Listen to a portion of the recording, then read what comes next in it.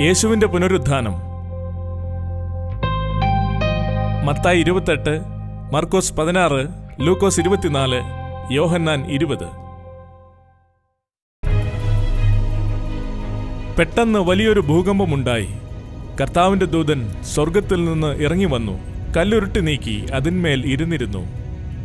അവന്റെ രൂപം മിന്നലിനൊത്തതും അവന്റെ ഉടുപ്പ് ഹിമം പോലെ വെളുത്തതുമായിരുന്നു. കാവൽക്കാർ അവനെ കണ്ട് പേടിച്ചു വിറച്ച് മരിച്ചവരെ പോലെയായി.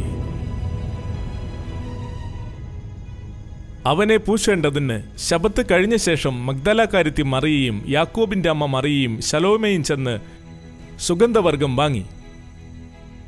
അവർ നോക്കിയപ്പോൾ കല്ല് ഉരുട്ടിക്കളഞ്ഞതായി കണ്ടു. അത് ഏറ്റവും വലിയതായിരുന്നു. അവർ കല്ലറയ്ക്കകത്ത് കടന്നപ്പോൾ വെള്ള നിലയങ്കി ധരിച്ച ഒരു ബാല്യക്കാരൻ വലതുഭാഗത്ത് ഇരിക്കുന്നത് കണ്ട് ഭ്രമിച്ചു. അവൻ അവരോട്, ഭ്രമിക്കേണ്ട, ക്രൂശിക്കപ്പെട്ട നസ്രയനായ യേശുവിനെ നിങ്ങൾ അന്വേഷിക്കുന്നുവോ? അവൻ ഉയർത്തെഴുന്നേറ്റു, അവനിവിടെ ഇല്ല. അവനെ വെച്ച സ്ഥലം ഇതാ. നിങ്ങൾ പോയി അവന്റെ ശിഷ്യന്മാരോടും പത്രോസിനോടും, അവൻ നിങ്ങൾക്ക് മുമ്പേ ഗലീലയ്ക്ക് പോകുന്നു എന്ന് പറവിൻ. അവൻ നിങ്ങളോട് പറഞ്ഞതുപോലെ അവിടെ അവനെ കാണും. മഗ്ദലക്കാരത്തി മറിയ, യോഹന്ന, യാക്കോബിന്റെ അമ്മ മറിയ എന്നിവർ തന്നെ അവരോടുകൂടെയുള്ള മറ്റു സ്ത്രീകളും അത് അപ്പോസ്തലന്മാരോട് പറഞ്ഞു. കല്ലറ വിട്ട് മടങ്ങിപ്പോയി 11 മുതലായ എല്ലാവരോടും ഇതൊക്കെയും അറിയിച്ചു. ഈ വാക്ക് അവർക്ക് വെറും കഥ പോലെ തോന്നി. അവരെ വിശ്വസിച്ചില്ല.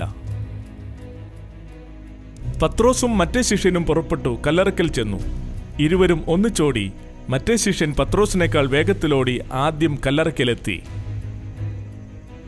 കുനിഞ്ഞു നോക്കി ശീലകൾ കിടക്കുന്നത് കണ്ടു. അകത്തു കടന്നില്ല താനും. അവന്റെ പിന്നാലെ ശിമോൻ പത്രോസും വന്നു കല്ലറയിൽ കടന്നു. ശീലകൾ കിടക്കുന്നതും അവന്റെ തലയിൽ ചുറ്റിയിരുന്ന റൂമാൽ ശീലകളോടുകൂടെ കിടക്കാതെ വേറിട്ട് ഒരിടത്ത് ചുരുട്ടി വച്ചിരിക്കുന്നതും കണ്ടു.